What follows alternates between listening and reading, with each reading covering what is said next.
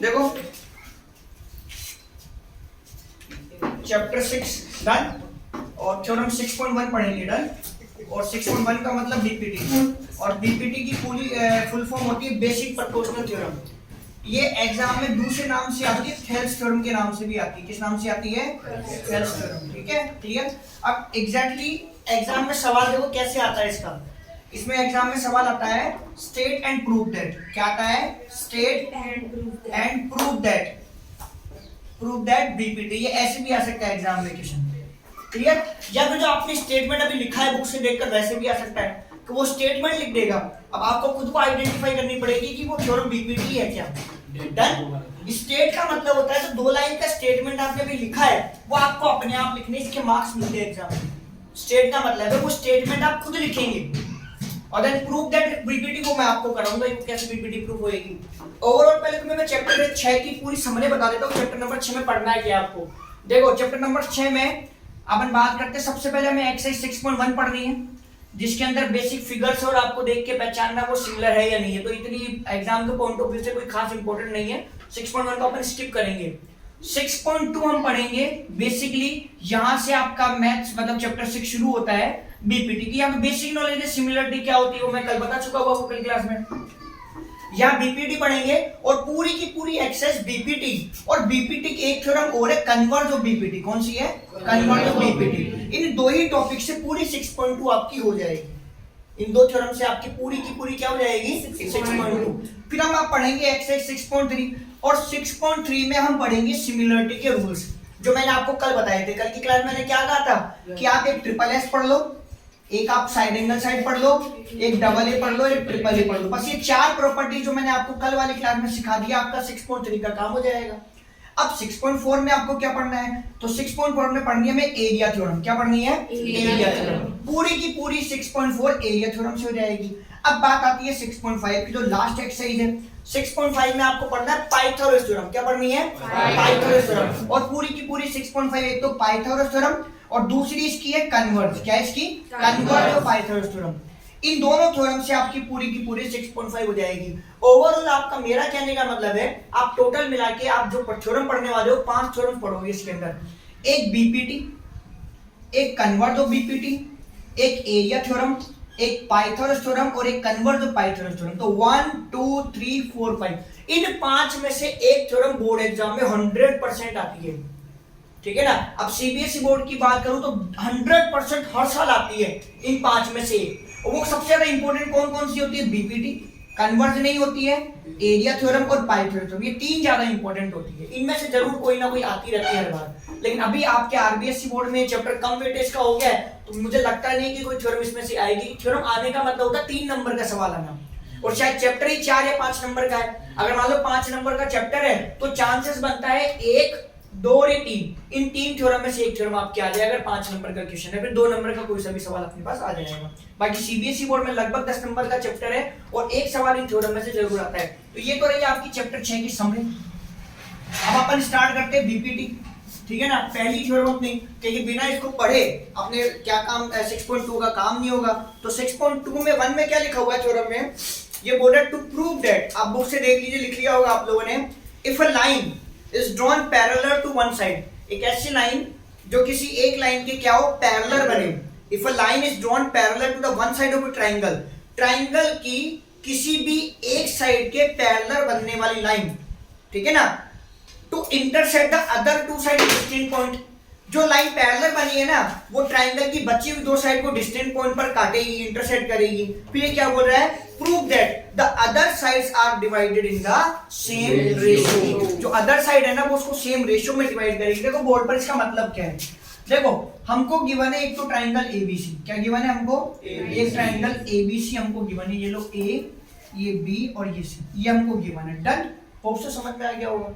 एक line parallel बन रही है, ट्राइंगल की 3 साइड है ना, किसी एक साइड के पैरेलल बन रही है। तो मैं बीसी के पैरेलल बना रहा हूं, ये गिवन है मुझे। मैंने लाइन बनाई डी। क्या बनाई? डी, जो किसके पैरेलल है? बीसी के। डी एक साइड के पैरेलल है बची हुई दो साइड को डिस्टिंक्ट पॉइंट पर काट रही है। डिस्टिंक्ट पॉइंट का मतलब हो गया अलग अलग पॉइंट पर काट रही है। क्लियर बात समझ में आ गई? तो आपको गिवन में जो एंट्री करनी है सबसे पहले, तो गिवन में आपकी जो एंट्री होगी वो ये होगी डी पैरेलल टू बीसी। ये आपको गिवन है, 100% गिवन है कि डी किसके पैरेलल है? बीसी के। देन टू प्रूव आपका क्या है? और टू प्रूव आपका ये है कि जो डिस्टिंक्ट पॉइंट पर काटा ना अदर दो साइड को, उसको सेम प्रोपोर्शनल में डिवाइड करें, मतलब this upon this equal to this upon this. उसका मतलब है एडी अपॉन डीबी। क्या मतलब है? एडी अपॉन डीबी किसके बराबर आएगा? AD upon EC. किसके बराबर आएगा? AD upon EC. ये इसका मतलब है। क्लियर बात समझ में आ गई? बात समझ में आ गई ना? उसने क्या कहा, एक लाइन ट्राइंगल की किसी एक साइड के पैरेलल है तो बची हुई दो साइड को क्या करेगी? सेम रेशियो में डिवाइड करेगी। किसमें डिवाइड करेगी? सेम रेशियो में। हिंदी में बोलते हैं समानुपाती होंगे। हिंदी में क्या बोलते हैं? समानुपाती होंगे। मतलब ये रेशियो जो बनेगा वो कैसा होगा? समान अनुपात में होगा। हिंदी में इसका मतलब ये है। क्लियर बात समझ में आ गई? अब ये वो सौगंध थोड़ा ना कही कि ये इसके पैरेलल ऐसी बनेगी हमेशा। ये लाइन ऐसे भी बन सकती है इसके पैरेलल। अगर ये ऐसे पैरेलल बनेगी तो ये हो जाएगा दिस अपॉन दिस और दिस अपॉन दिस। और अगर ये ऐसे पैरेलल बनेगी, कैसे? ऐसे इसके, तो बन जाएगा दिस अपॉन दिस और दिस अपॉन दिस। तो तीनों में से किसी की भी पैरेलल बनेगी। होप सो पहली बार समझ में आ गई। ये पहला स्टेटमेंट है। तो इसका मतलब बीपीटी जब आपको यूज में लेनी है ना एग्जाम में, मतलब सवालों में, ये तो थ्योरम कर रहे हैं, पूरा सॉल्यूशन देखेंगे। सवाल के अंदर क्या होगा, ये बात आपको बोलेगा और ये आपको लगाना है फॉर्मूला। ये एज ए फॉर्मूला काम करेगा। कैसे काम करेगा? जैसे आपको बोले ना एक लाइन पैरेलल है तो उस पैरेलल लाइन के दोनों पॉइंट से बनने वाला रेशियो लेना है आपको। कैसे लेना है? और वर्टेक्स से लेना रेशियो। कहां से लेना? यहां से भी ले सकते हैं, लेकिन आप उल्टा पुल्टा कर दोगे। आप तो वर्टेक्स को पकड़ो, जैसे मैंने वर्टेक्स ए को पकड़ा है, ए से बनाया तो क्या बनाया? एडी अपॉन डीबी बराबर ए अपॉन ई। अगर बताओ मैं इस लाइन को पैरेलल यहां ना बनाकर, मैं इस लाइन को पैरेलल यहां बनाता, ये लो मैंने यहां बना दिया पैरेलल, ये लो पैरेलल तो कोई सी भी हो सकती है ना। अब रेशियो क्या लिखो गया? कौन सा वर्टेक्स है ये? बताओ क्या बनेगा? बराबर बस ये आप जैसे घूमेगा उसके हिसाब से आपको रेशियो घुमाना है। क्लियर बात समझ में आ गई क्या? डन। अभी तो अपने उसी पे आ जाए जो अपन कर रहे थे, डी यू। डन। अब इसके बाद है कंस्ट्रक्शन। कोई सी भी थ्योरम ऐसी नहीं होती है जिसके अंदर कंस्ट्रक्शन नहीं हो। अब देखो इसमें कंस्ट्रक्शन क्या हो रहा है। मैं कंस्ट्रक्शन में डी को तो सी से ज्वाइन कर रहा हूं और बी को मैं ई से ज्वाइन कर रहा हूं। आप लिख लेना कंस्ट्रक्शन में एज इट इज। क्या लिखोगे? Join BC join B. इसके अलावा मैं कंस्ट्रक्शन क्या कर रहा हूं? ई से एबी पे परपेंडिकुलर ड्रॉप कर रहा हूं। ईएफ कौन सा परपेंडिकुलर ड्रॉप करा? ई एबी पर ईएफ परपेंडिकुलर। फिर डी से एसी पे परपेंडिकुलर ड्रॉप कर रहा हूं, वो ड्रॉप कर रहा हूं डीजी। क्या कर रहा हूं? डीजी। क्लियर? तो कंस्ट्रक्शन में आप वो लिख लेना ज्वाइन वाली बात। मैं ये लिख देता हूं ईएफ परपेंडिकुलर एबी। ईएफ किस पे परपेंडिकुलर है? एबी पर। एंड दूसरा कौन है? डीजी। डीजी किस पे परपेंडिकुलर है? एसी पर। ज्वाइन वाली बात आप अपने आप लिख लेना, इतना आप लिख लो। अब आ जाओ क्लोज पर। ठीक है ना? अब बेसिकली अपन करेंगे क्या, इस पूरी थ्योरम को एरिया ऑफ ट्राइंगल से सोल्व करेंगे। किससे करेंगे? और एरिया ऑफ ट्राइंगल का कॉमन फॉर्मूला होता है, क्या होता है? Half into base into area. ठीक है ना? इसके अलावा हमने क्लास 9th में एक चैप्टर पढ़ा था एरिया ऑफ पैरेललोग्राम, अगर आपने पढ़ा था तो, और नहीं पढ़ा तो कोई बात नहीं, मैं बता देता हूं। वहां पर आपने ये टॉपिक पढ़ा था कि बेटा क्लास के टाइम का ध्यान रखा कर। वहां आपने एक टॉपिक पढ़ा था क्या, कि अगर एक ही बेस पर क्या हो, एक बेस पर दो ट्राइंगल बने। क्या बने? एक बेस पर दो ट्राइंगल बने और वो दोनों अगर पैरेलल लाइन के बीच में हो तो उन दोनों ट्राइंगल का एरिया क्या होता है? बराबर होता है। यहाँ पर देखो डीई और बीसी पैरेलल है, मैंने बेस माना डीई। क्या बेस माना? डीई। और डीई से बनने वाले दो ट्राइंगल देखो कौन कौन से? डीईबी। ये और ये पैरेलल है। डी किसके पैरेलल है? बीसी के। किसके पैरेलल है? बीसी के। तो डी से बनने वाला ट्राइंगल है डीईबी और डीईसी। बेस क्या लिया? डी। और ये पैरेलल लाइन के बीच में है। तो यहां पर हमारा प्रूफ का पहला स्टेटमेंट क्या होगा? D parallel to BC. D parallel to BC आपको गिवन है। क्लियर? अब मैं क्या लिखूंगा? डीईबी का एरिया, एरिया को अपन एआर लिख सकते हैं ऐसे, एआर डीबी। क्या लिखेंगे? एआर डीबी बराबर एआर डीईसी। डी से बनने वाले दो ट्राइंगल डीईबी डीईसी, इनके एरिया बराबर। That is called equation number 1। और यहां रीजन लिख देता हूं मैं, क्या? Area between same parallel lines and on same base are equal in area. ठीक है, ऐसे कोई से भी दो फिगर जो सेम बेस और बिटवीन सेम पैरेलल के एरिया क्या होते हैं, बराबर। यहाँ ट्रायंगल की बात है। Done, hope so clear. अब आप ध्यान से समझना मेरी बात को। मुझे बनाना है दिस अपॉन दिस। क्या बनाना है? This upon this. अब मैं एरिया निकालूंगा पहले तो एडीबी, एडीई का। किसका एरिया निकालूंगा? एडीई का। ठीक है, उससे मुझे मिल जाएगा एडी। कौन मिल जाएगा? एडी। अब एडी के नीचे क्या लाना है? बीडी। क्या लाना है? बीडी। तो मैं एरिया निकालूंगा बीडीई का। किसका एरिया निकालूंगा? बीडीई का, मतलब डी इज बी का। किसका निकालूंगा? बीई का। तो वहां से मुझे मिल जाएगा बीडी। क्या मिल जाएगा वहां से मुझे? बीडी। और दोनों को डिवाइड कर दूंगा तो एडी अपॉन बीडी ऑटोमेटिक बन जाएगा। क्लियर? अब आप ध्यान से समझना। मैंने कहा ईएफ परपेंडिकुलर टू एबी। मैंने कंस्ट्रक्शन में यही तो करा है, ईएफ एबी पर परपेंडिकुलर है। ये लाइन ईएफ एबी पे परपेंडिकुलर है। तो प्यारे बच्चों, प्यारे बच्चों, प्यारे बच्चों, इसका मतलब ये हुआ कि ईएफ एडी पर भी परपेंडिकुलर होगा। ईएफ किस पे परपेंडिकुलर होगा? एडी पर भी परपेंडिकुलर होगा। एंड ईएफ बीडी पर भी परपेंडिकुलर होगा। किस पे परपेंडिकुलर होगा? बीडी पर। मैंने क्या कहा? ये लाइन ईएफ है, पूरी एबी पे परपेंडिकुलर है, तो उसके दो टुकड़े, एक टुकड़ा तो क्या है? एडी, और एक टुकड़ा क्या है? बीडी। तो एक परपेंडिकुलर जैसे इस लाइन पे परपेंडिकुलर ना उल्टा टी बना रहा है, सारे टुकड़ों की भी परपेंडिकुलर होगा। किसके? सारे टुकड़ों को भी क्या होगा? परपेंडिकुलर। तो ईएफ एडी पर भी परपेंडिकुलर है और ईएफ बीडी पर भी परपेंडिकुलर है। अब आप ध्यान से देखो मैं क्या कर रहा हूँ। सबसे पहले निकाल रहा हूँ एरिया एडी। मैं अभी कर रहा हूँ एबी साइड को सॉल्व। किसको सॉल्व कर रहा हूँ? एबी साइड को। फिर बात करेंगे एसी को सॉल्व। अभी अपन कर रहे हैं एबी को। तो एरिया निकालेंगे एडीई का। इसका एरिया निकालेंगे area ADE divided by area DEB. क्या करेंगे? Divided by area DEB. क्या फायदा होगा वो देखो। आपको कॉमन पता है एरिया ऑफ ट्रायंगल का फॉर्मूला क्या होता है? Half into base into height. भाई यहां लिख देता हूं, ये लो जनरल फॉर्मूला लिख देता हूं। क्या? Area of triangle, area of triangle, ये लो मैंने जनरल फॉर्मूला या साइड में लिख दिया है, half into base into height. तो यहां लिखने की जरूरत नहीं है। तो ये लो हाफ बेस। अगर मैं एडीई को देखूं तो एडी तो बेस और परपेंडिकुलर कौन होगा? ईएफ। तो बेस आपका आ जाएगा एडी और हाइट आपकी आ जाएगी ईएफ। नीचे आ जाओ, हाफ। नीचे वाले ट्रायंगल को देखो आप, डीईबी को, इसमें बेस आपका होगा बीडी और हाइट होगी आपकी ईएफ। ऐसा क्यों हुआ भाई? ऊपर वाले में तो देखो दिख रहा है मुझे, हाँ साहब एडी बेस है, परपेंडिकुलर दिख रहा है, लेकिन यहाँ तो बीडी यहाँ पर है, ईएफ तो कहीं और है। तो मैं कैसे इसको बेस बोल रहा हूँ, कैसे इसको परपेंडिकुलर बोल रहा हूँ? रीजन तो पढ़ लेते ना तो आज ये हालत नहीं होती। देखो ट्रायंगल की ये तीन स्ट्रक्चर बना रहा हूँ, एक दो, ठीक है ना। अब दोबारा जिंदगी भर मत भूलना, अगर इंसान के बच्चे हो तो भाई तुम समझ जाओ, डॉट डॉट के बच्चे हो फिर। हाँ, ये तीन फिगर, एक परपेंडिकुलर होता है अंदर ऐसे, ये होता है एक्यूट एंगल ट्रायंगल में। किसमें होता है? Acute angle. और जो राइट एंगल ट्रायंगल में होता है ना, वो बेस और परपेंडिकुलर जुड़े हुए होते हैं, दिख रहे हैं ना, बेस और परपेंडिकुलर। और एक होता है ऑब्ट्यूज ट्रायंगल। कौन सा होता है? ऑब्ट्यूज, अधिक कोण त्रिभुज, हिंदी में बोलते हैं अधिक कोण, और एक्यूट को बोलते हैं न्यून कोण। तो अधिक मतलब ऑब्ट्यूज ट्रायंगल के अंदर हमेशा परपेंडिकुलर बाहर होता है। कहां होता है? बाहर। तो अभी आपका जो केस है ना ये वाला डीबी, कौन सा केस? डीबी। ये ऑब्ट्यूज एंगल ट्रायंगल का केस है। कौन सा केस है? इसकी हाइट बाहर है, हाइट का है बाहर, और बेस आपका किधर है? अंदर की तरफ। तो यहाँ आ जाओ, हाफ बेस आपका हो जाएगा बीडी, ठीक है ना, और हाइट आपकी क्या हो जाएगी? ईएफ। होएगी कि नहीं होएगी? इससे क्या हुआ? हाफ से हाफ गया प्यारे बच्चों, ईएफ से ईएफ गया, रह क्या गया? AD upon BD. क्या रह गया? AD upon BD. और that is called equation number 2। Hope so समझ में आ गया होगा। तो यहां तक का लिख लो एक बार।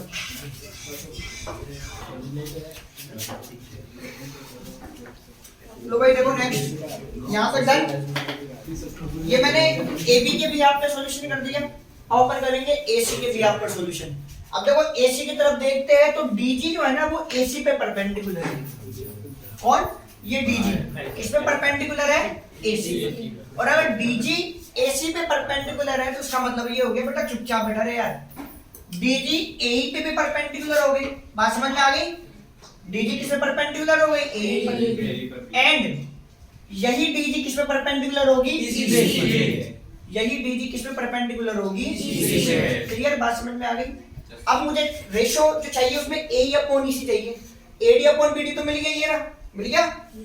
अब मुझे क्या चाहिए, ए अपॉन ईसी। तो वापस से क्या करूंगा, एरिया एडीई निकालूंगा, मतलब मैं एडीई का एरिया दूसरी बार निकाल रहा हूँ। कितनी बार निकाल रहा हूँ, दूसरी बार। एक बार तो निकाल चुका हूँ, उसे मैंने इधर वाला साइड काम में ले लिया, इधर वाली साइड काम में लूंगा, और साथ में कौन सा निकालूंगा, एरिया डीईसी का। कौन सा निकालूंगा, डीईसी।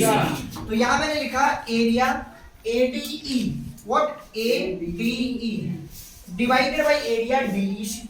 क्या लगा दिया, डीईसी। क्लियर। और फॉर्मूला मेरा वही होता है, क्या होता है, half into base into height.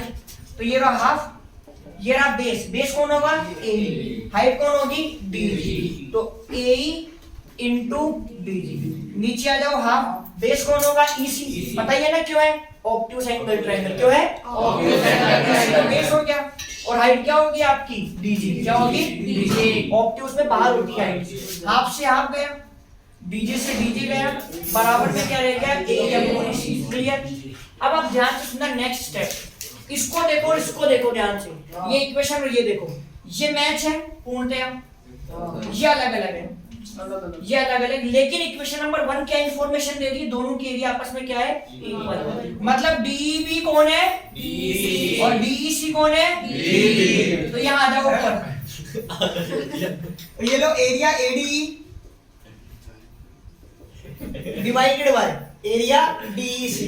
अब डीईसी को ध्यान से देखो, मैं क्या लिख सकता हूँ, डी। डीईसी का नाम क्या लिख सकता हूँ, तो मैं इस डीईसी को ना लिखकर यहाँ पर क्या लिख दिया, डी, और बराबर में क्या लिख दिया, ए अपॉन ईसी। और इसको मैंने नाम दे दिया इक्वेशन नंबर 3, और ये मैंने चेंज करा फ्रॉम इक्वेशन 1 से। कहां से चेंज करा, फ्रॉम इक्वेशन 1 से। क्लियर, बात समझ में आ गई। अब इक्वेशन नंबर 2 और इक्वेशन नंबर 3 को करेंगे कंपेयर, क्योंकि दोनों के लेफ्ट हैंड साइड क्या है, बराबर, हूबहू एक जैसे आ गए, आ गए ना एक जैसे। तो जब लेफ्ट साइड बराबर होंगे तो ऑटोमेटिक राइट साइड भी क्या होंगे, बराबर। तो by comparing equation second and third, if left are equal then definitely right is also equal, so this upon this will be equal to this upon this. I will say AD upon BD, AD upon BD will be equal to A upon EC। होगा या नहीं होगा, done. और hence proof, यही हमको proof करना है। ठीक है, लिख लो फटाफट से।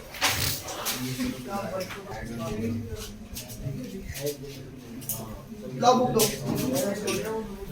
देखो थ्योरम 6.2 पर आओ भाई, पेज नंबर 126। देखो क्या लिखा हुआ है, to prove that if a line divides any two side, अगर कोई भी लाइन जो किसी भी दो साइड को, if a line divides any two side of a triangle, एक लाइन जो किसी भी ट्रायंगल की दो साइड को क्या करती है, सेम रेशियो में डिवाइड करती है, मतलब कह रहा है समानुपात में डिवाइड करती है, तो तीसरी लाइन जो डिवाइड करने वाली लाइन है वो क्या होगी, तीसरी लाइन के पैरेलल होगी। क्या होगी, तीसरी लाइन के पैरेलल होगी। देखो बात समझो क्या है इसका मतलब, ये बीपीटी की कन्वर्ट है। बीपीटी में जो गिवन था वो प्रूफ करेंगे, और जो प्रूफ किया था वो गिवन है आपकी बार। देखो इसका मतलब क्या है कहने का, ध्यान से समझना थ्योरम को। ये है ट्रायंगल एबीसी, ए बी और सी, ये लाइन डीई, क्या लाइन है, डीई। ये डीई जो है ना वो आपकी बार क्या कर रही है, एडी अपॉन डीबी और ए अपॉन ईसी बना रही है। वहां पर हमको इसके ये प्रूफ किया था ना, और अब की बार ये बात गिवन है। क्या गिवन है, दिस अपॉन दिस। कन्वर्स का मतलब होता है उल्टा, जो वहां पर हमने प्रूफ किया था वो यहाँ पर गिवन है, और equal to this upon this. ये बात समझ में आ गई, बिल्कुल सर। और अब आपका जो टू प्रूफ है वो क्या बोल रहा है, अब आपका टू प्रूफ वो ये कह रहा है कि तीसरी लाइन, ये जो लाइन है ना, ये जिसने डिवाइड करा है रेशियो में, वो तीसरी लाइन के पैरेलल है। वो वहां पर ये चीज गिवन थी ना, उल्टा हो गया कि नहीं हो गया, यही मतलब होता है कन्वर्ज ऑफ बीपीटी का। जो वहां पर गिवन था वो यहाँ प्रूफ करना है, ये नहीं चला गया, क्लियर। और जो वहां पर प्रूफ किया था वो यहाँ पर गिवन है। और 100% एक ज्योमेट्री के अंदर जो गिवन वाला पार्ट होता है ना, जब तक आप उसको इस्तेमाल नहीं करोगे ना, सवाल आपका सॉल्व नहीं होएगा। तो 100% इसको काम में लेना है। और कन्वर्ज ऑफ बीपीटी बिना बीपीटी के सॉल्व नहीं होएगी। कन्वर्ज ऑफ बीपीटी, जो कन्वर्ज ऑफ बीपीटी है ना, वो बिना बीपीटी के सॉल्व नहीं होएगी। और बीपीटी सिर्फ और सिर्फ तभी लगती है जब लाइन क्या हो, पैरेलल। तो यहाँ पर पैरेलल नहीं है, तो करना पड़ेगा कंस्ट्रक्शन। तो वो देखो कंस्ट्रक्शन क्या होगा, ध्यान से समझना। एक गलत कंस्ट्रक्शन कर रहा हूं, वो क्या कर रहा हूं, एक लाइन बना रहा हूं डीएफ, जो बिल्कुल भी किसी भी एंगल से BC के पैरेलल नहीं है, लेकिन मैंने तो कह दिया कि DF पैरेलल है BC के। बॉस इज ऑलवेज राइट, तो DF को BC के पैरेलल कह दिया। DF पैरेलल टू BC, ये अजम्पशन है अपना, जो कहीं से भी राइट अजम्पशन नहीं है, गलत अजम्पशन है, लेकिन फिर भी हमने थोप दिया कि साहब DF पैरेलल टू BC। ऐसा क्यों कर रहा हूं? क्योंकि मैंने अभी थोड़ी देर पहले कहा कि कन्वर्ट ऑफ बीपीटी बिना बीपीटी के सॉल्व नहीं होगी। अरे पीछे चुप हो जाओ यार। मैंने क्या कहा कि कन्वर्ट ऑफ बीपीटी बिना बीपीटी के सॉल्व नहीं होगी, और बीपीटी सिर्फ और सिर्फ तभी लगती है जब एक लाइन क्या हो, दूसरी के पैरेलल, तभी रेशो बनेंगे। तो अब देखो यहाँ पर पहले मैंने ये कहा कि AD अपॉन BD, ये BD है, क्या है BD, बराबर AE अपॉन EC, बराबर AE upon EC, equation number 1, और ये मुझे गिवन है। क्लियर? अब मैं कहता हूं कि DF parallel to BC by construction, और स्पष्ट दिखाई दे रहा है कि बिल्कुल गलत अजम्पशन है अपना, लेकिन फिर भी हमने कर दिया था। मैंने लिख दिया बाय कंस्ट्रक्शन, ये लो सब काट के बोल रहा, ये बाय कंस्ट्रक्शन। और अगर मैं DF को BC के पैरेलल मान रहा हूं, तो BPT आपको कहती है D और F से बनने वाले रेशियो बराबर होंगे। वो क्या कहेगी? AD upon BD। क्या कहेगी वो? AD upon BD। किसके बराबर होगा? AF upon FC। ये भूल जाओ, ये है ही नहीं, जो पैरेलल है उसको देखो बस, AF अपॉन FC। इसके पैरेलल होगी, इसके इन रेशियो के बराबर होगी। ये लाइन पैरेलल है ना, जो मैंने गलत अज्यूम करा है। तो बीपीटी क्या कहती है? अगर लाइन पैरेलल होती है तो रेशियो बनाती है। क्या बनाती है? मतलब AD अपॉन DB बनाएगी और AF अपॉन FC बनाएगी। क्या बनाएगी? ये आपका ई था, वो वापस लिख दो। ये इक्वेशन नंबर 2, और ये मैंने करी है बाय बीपीटी से। यहाँ पर आपको रीजन यही लिखना है, आपको स्टेटमेंट लिखना है, क्योंकि नाम पता है हमें थ्योरम का, इसलिए थ्योरम का नाम लिख दो, बात वही है। अगर थ्योरम के नाम नहीं होते ना, फिर हमें स्टेटमेंट लिखना पड़ता है। तो इस चैप्टर में तुम्हारे फायदा है, बीपीटी का नाम पता है, सीधा बाय बीपीटी लिखोगे। पाइथागोरस का नाम पता होगा तो बाय पाइथागोरस लिखोगे। स्टेटमेंट लिखने की जरूरत नहीं। रीजन, मतलब बात बता रहा हूं रीजन की। जब हमने ये लिखा ना, उसका कोई कारण है ना कि ऐसा क्यों लिखा है, वो कारण बाय बीपीटी है। अगर हमें बीपीटी नाम नहीं पता होता तो वो 2 लाइन का स्टेटमेंट लिखना पड़ता है आपको, वो स्टेटमेंट नहीं लिखना पड़ेगा आपको। क्लियर? अब दोनों इक्वेशन को ध्यान से देखो प्यारे बच्चों, प्यारे बच्चों, प्यारे बच्चों। कौन बराबर है? Left side. तो कंपेयर करने पर कौन बराबर जाएगा? तो बाय कंपेयरिंग इक्वेशन 1 एंड 2, तो लेफ्ट तो बराबर है ही, मुड़ जाएंगे और राइट बराबर हो जाएंगे। राइट में कौन बराबर हो जाएगा? AE अपॉन EC बराबर AF अपॉन FC। मतलब क्या बराबर हो जाएगा? This upon this equal to this upon this. जो देखने में लग रहा है कि हो ही नहीं सकता ऐसा रेशो, ये इतना सा है, ये वो इतना बड़ा हो गया, वो इतना है, वो इतना हो गया, कैसे बराबर हो जाएगा? अब इस बात को साबित करते हैं। तो उसको साबित करने के लिए मैं क्या कर रहा हूँ? Adding 1 both the side, by adding 1 both the side, दोनों तरफ 1 प्लस कर रहा हूँ। तो मैं क्या कर रहा हूँ? AE अपॉन EC प्लस 1 बराबर AF अपॉन FC और प्लस का 1। 1 का मतलब 1 अपॉन 1 ही तो हुआ। अरे 1 का मतलब क्या हुआ? 1 अपॉन 1। 1 का मतलब क्या हुआ? 1 अपॉन 1। एलसीएम क्या लूंगा? EC। अलग अलग है तो क्रॉस मल्टीप्लाई कर दो, ये इससे इनटू जाएगा, और EC 1 से इनटू होगी, EC जाएगा। इधर आ जाओ, FC और 1 का एलसीएम FC अलग अलग है, क्रॉस मल्टीप्लाई कर दो, ये AF हो जाएगा। FC 1 से इनटू होगी, FC हो जाएगा। अब ध्यान से देखो, अब आप ध्यान से देखना, तो मैं आपको बता रहा हूँ AE प्लस EC, ये रहा AE, ये रहा AE, और क्या जोड़ रहे हो? EC। तो जोड़ने पर क्या बन जाएगा? AC। ऊपर तो बन गया AC, नीचे ECU की बराबर AF।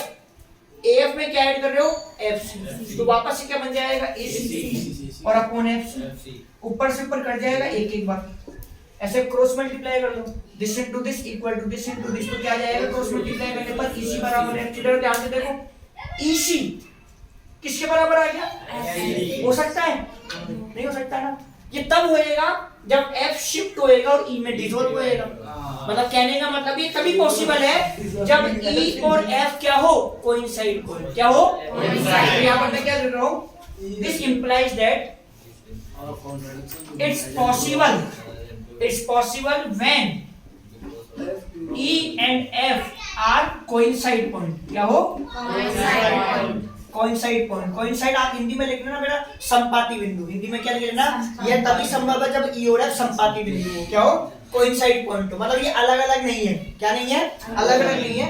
इट मींस मैंने कहा था DF parallel to, it means coincide point, तो मैंने कहा था कि डीएफ किसके पैरेलल है, बीसी के। ये मैंने बाय कंस्ट्रक्शन किया था ना। अब मैंने क्या कहा, यहाँ पर ई और एफ अलग अलग पॉइंट है ही नहीं। ई कौन है, एफ, एफ कौन है, ई, महेंद्र कौन है, महेंद्र, और महेंद्र कौन है, तो ई और एफ में कोई अंतर नहीं है। ठीक है, तो इसका मतलब ये हो गया कि मैं एफ की जगह क्या लिख सकता हूँ, ई, और ई की जगह क्या लिख सकता हूँ, एफ। लेकिन हमारा पॉइंट ऑफ डिस्कशन कौन है, एफ, सॉरी ई। हमारा पॉइंट ऑफ डिस्कशन क्या है, ई। तो हम एफ की जगह क्या लिख देंगे, ई। तो डी पैरेलल टू बीसी, और ये लो है।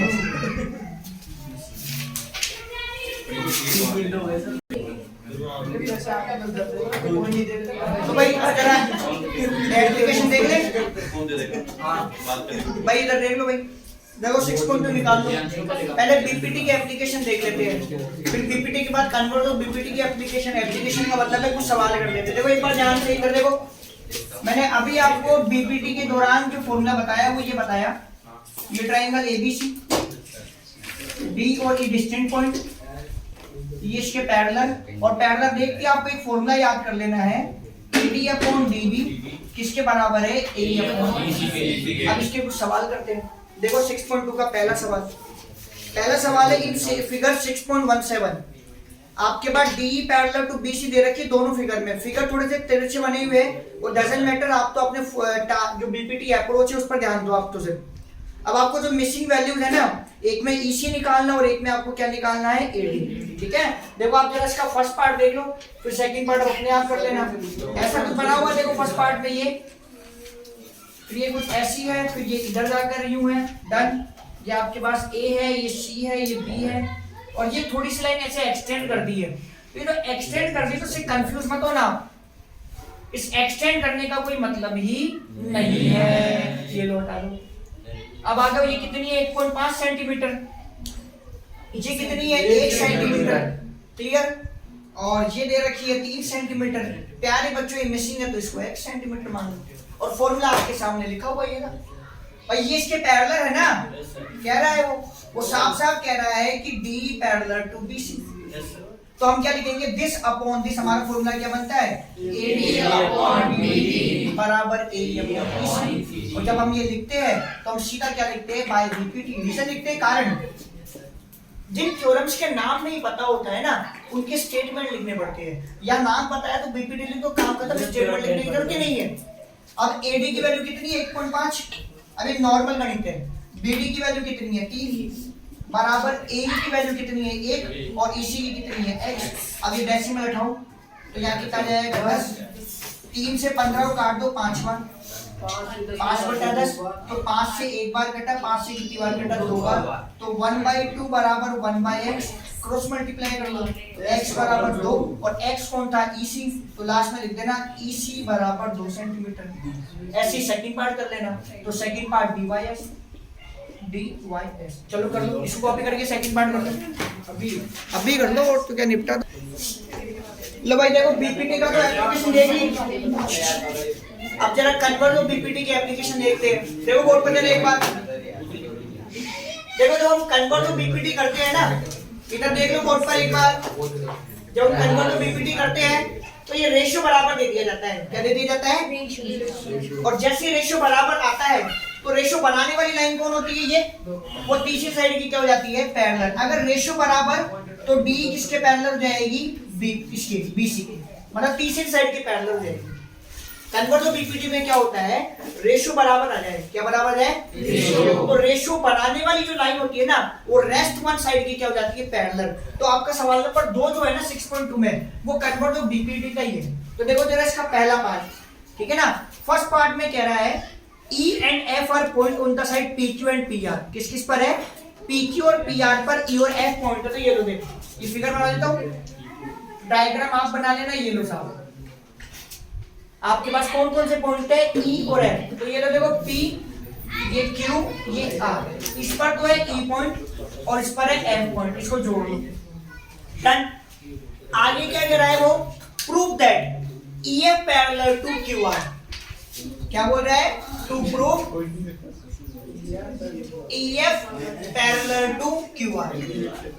और याद रखना भाई, देखो इधर पीछे लास्ट तक सुनो इधर, जब पैरेलल की बात करें ना प्रूफ करने के लिए तो समझ लेना कन्वर्ट ऑफ BPT ही लगेगी। क्या लगेगी, अब क्या क्या मेजरमेंट दे रहा है देखो, P फर्स्ट पार्ट देखो, P की वैल्यू 3.9, ये 3.9 है, PQ है 3 सेंटीमीटर। कभी कभी बताओ क्या करता है, पूरी साइड की वैल्यू दे देता है, किसकी दे देता है, पूरी साइड, इसकी वैल्यू दे देगा, पूछेगा इसकी कैसे कैसे निकालोगे, पूरी में से इसको माइनस कर देना, आ जाएगा। सेकंड क्वेश्चन ऐसा ही है, इसका सेकंड पार्ट PF है 3.6 और इसके बाद FR है 2.4 सेंटीमीटर। अब इन दोनों लाइन से बनने वाला रेशियो क्या होगा, दिस अपॉन दिस, मतलब P अपॉन EQ। तो P की वैल्यू कितनी है 3.9 और QE की कितनी है 3। डेसिमल हटाओ 10, 3 से कितनी बार कटेगा 13 बार, और 13 और 10 अब किसी टेबल से कटते नहीं, काम खत्म। अब इधर का रेशियो निकाल लो, PF अपॉन FR। क्या निकाल लो, PF अपॉन FR। PF कितना है 3.6, FR कितना है 2.4। डेसिमल से डेसिमल गया, 12 से 3 बार कटा, 12 से 2 बार कटा, कितना आया 3/2। क्या ये और ये रेशियो बराबर है क्या, तो आप यहाँ पर क्या लिखेंगे, this implies that P upon EQ is not equal to PF upon FR। अगर बराबर होता ना ये रेशो, अगर ये रेशो बराबर आता, क्या आता, बराबर, तो मैं सीधा क्या लिख देता, EF पैरेलल टू QR। क्या लिख देता, EF पैरेलल टू QR। और रीजन लिखता क्यों बराबर, बाय कन्वर्ट ऑफ BPT। कैसे लिखता, बाय कन्वर्ट ऑफ BPT। लेकिन यहाँ पर तो बराबर ही नहीं आ रहा ना, तो ये बराबर ही नहीं है। जब ये बराबर नहीं है तो इसका मतलब है लाइन पैरेलल भी नहीं है। EF not parallel to QR ये नहीं लिखेंगे, ये तो तब लिखते ना जब ये बराबर आता, तो इसको पैरेलल लिखते तो रीजन लिखते, बराबर ही नहीं है तो पैरेलल भी नहीं है। ऐसे आप इसका सेकंड पार्ट अपने आप कर लेना। कौन सा पार्ट, सेकंड पार्ट, ठीक है। नहीं ये भी है देखो नेक्स्ट क्वेश्चन नंबर 3 करेंगे, आज की क्लास का लास्ट क्वेश्चन करेंगे भाई। और देखो इस पर इंपॉर्टेंट भी कर लो, ठीक है। और यहाँ से आपको कुछ नई बात सीखने को मिलेगी, वो ध्यान से सुनना। ये कह रहा है इन फिगर 6.18, फिगर आपका सामने बना हुआ है, आप देख लो वहां से फिगर को आप ड्रॉ कर लेना। ये रहा आपका फिगर, और नेमिंग दे रखी है A B C और ये D, क्लियर। और ये AC है जॉइंट, डन। इधर से ये गई और इधर से ये गई, ये पैरेलल से, मतलब ये इसके पैरेलल दे रखा है और इसको इसके पैरेलल दे रखा है। थोड़ा डायग्राम में थोड़ी पैरेलल बनी नहीं है, ये लोग पढ़ो, डन। इसका नाम है M, इसका नाम है M। अब आप मेरी बात को ध्यान से सुनना, इस सवाल को पढ़ो। इसमें गिवन में आपके पास आ जाएगा LM parallel to CB, LM parallel to CB and दूसरा क्या है LN पैरेलल टू CD। देखो ये यहाँ पर है, सॉरी यहाँ पर है, और ये आपका N है इस जगह पर। ये लो भाई देखो ध्यान से देखो, ये कह रहा है ये जो है ना ये लाइन ये इसके पैरेलल है, ये लाइन इसके पैरेलल है। अब BPT के जो सवाल होते हैं ना उसमें जितने पैरेलल पेयर होते, सुनना मुझे ध्यान से, जितने पैरेलल पेयर होंगे, चाहे 2 हो चाहे 3 हो चाहे 4 हो, उतनी ही बार BPT लगेगी, मतलब उतने ही ट्रायंगल है उसके अंदर। यहाँ कितने पैरेलल पेयर है, 2। तो देखो एक रहा ऊपर ट्रायंगल, एक रहा नीचे, तो BPT कितनी बार लगेगी, 2 बार। 2 पैरेलल पेयर 2 बार BPT, 1 पैरेलल पेयर 1 बार BPT, 3 पैरेलल पेयर 3 बार BPT, क्लियर। प्रूविंग क्या है आपकी, AM upon AB। To prove में AM upon AB, AM upon AB किसके बराबर होना चाहिए साहब, AN अपॉन AD, ठीक है। कंस्ट्रक्शन की इसमें कोई नीड ही नहीं है, तो कंस्ट्रक्शन लिख के छोड़ देना, प्रूफ पर आ जाओ ध्यान से। पहला ट्रायंगल कौन सा है, ABC। पहला पैरेलल पेयर ये है LM पैरेलल टू BC, तो साहब ये LM किसके पैरेलल है, BC। किस वाले ट्रायंगल में, ABC, ठीक है। तो ये डिस्टिंक्ट पॉइंट हो गए ना, तीसरी के पैरेलल है, तो डिस्टिंक्ट पॉइंट से रेशियो क्या बनेंगे बताओ, ये डिस्टिंक्ट पॉइंट है, तो BPT का रेशियो क्या बनेगा, A से शुरू करो, बोलो बराबर बनेगा AM अपॉन ND बराबर AN upon LC। Equation number 1 reason by BPT. Clear? पहला रेशो काम में आएगा। दूसरा देखो नीचे LN पैरेलल टू CD, इस वाले ट्रायंगल में ABC, किसमें ADC में। कौन? LN parallel to CD। LN किसके पैरेलल है? CD। अब N और N ये डिस्टिंक्ट पॉइंट हो गए। कौन? N और N। तो रेशो क्या बनेगा बीपीटी का? बोलो। AN अपॉन LC और AN अपॉन ND, मतलब AN अपॉन ND किसके बराबर हो जाएगा? AN upon LC। Equation number 2 same reason by BPT. क्या दिख रहा है दोनों इक्वेशन में? Right hand side are common और राइट इक्वल है तो लेफ्ट भी क्या होएगा? तो by comparing 1 and 2 this will be equal to this, मतलब AM upon NB, AM upon NB किसके इक्वल आएगा? AN upon ND। किसके इक्वल आएगा? AN upon ND। अब आप ध्यान से देखो, हमारी प्रूविंग की तो बात ही पूरी नहीं है। AM चाहिए, आ गया। AB चाहिए, नहीं आया। AN चाहिए, आ गया। AD चाहिए, नहीं आया। तो जरा देखते हैं AB कहां पर, ये रहा AB। और AB आपको बता रहा है कि AM में NB को जोड़ दो। AB क्या कह रहा है? AM में, मतलब इस AM में क्या जोड़ दूं मैं? NB। और फिर आपका क्या बन जाएगा? AB और AD। AD आपको क्या कह रहा है? AD कह रहा है AN में NB जोड़ दो। AN में क्या जोड़ दो? NB, मतलब ये जोड़ना पड़ेगा ऊपर, इधर ये जोड़ना पड़ेगा ऊपर। लेकिन अगर मैं AM में NB को जोड़ देता हूं तो AM खत्म हो जाएगा और AM भी चाहिए मुझे। अगर मैंने AM में क्या जोड़ा? NB, तो AM और NB मिलके AB तो बन जाएगा, लेकिन AM चला जाएगा और NB रह जाएगा। ऐसे अगर मैंने AN में ND को जोड़ दिया तो AB तो बन जाएगा, लेकिन AN चला जाएगा, AN मुझे चाहिए। इसलिए जोड़ने से पहले आप करेंगे रेसिप्रोकल। क्या करेंगे? रेसिप्रोकल। तो by reciprocal both the side, both the side. तो रेसिप्रोकल क्या हो जाएगा? NB अपॉन AM बराबर ND अपॉन AM। अब आप करो +1 बोथ द साइड। डायरेक्ट तो जुड़ेगा नहीं, एलसीएम लेके जुड़ेगा, तो आप क्या कर दो? +1 कर दो बोथ द साइड, मतलब AM NB अपॉन AM में +1 कर दो और इधर से ND अपॉन AM में भी क्या कर दो? आप प्लस का 1 कर दो। और 1 का मतलब क्या होता है? 1/1। क्या होता है? 1/1। एलसीएम क्या आएगा? AM। अलग अलग है तो क्रॉस मल्टीप्लाई कर दो ऐसे। ये NB और ये AM इससे इनटू होके AM बराबर। इधर ले लो, एलसीएम क्या आएगा? AM। अलग अलग है, क्रॉस मल्टीप्लाई कर दो, ये ND प्लस ये क्या हो जाएगा? AM। क्लियर? तो NB में मैंने क्या जोड़ा? AM। क्या बन गया? AB। क्या बन गया? AB। और नीचे कौन है? AM। और ND में मैंने क्या जोड़ा? AN, तो क्या बन गया? AD और अपॉन का AN। अब आंसर तो आ गया, लेकिन उल्टा फिर से रेसिप्रोकल कर दो। तो क्या लिखो? Again reciprocal. क्या कर दो? Again reciprocal. और रेसिप्रोकल करके क्या लिख दो? AM अपॉन AB बराबर AN upon AD and finally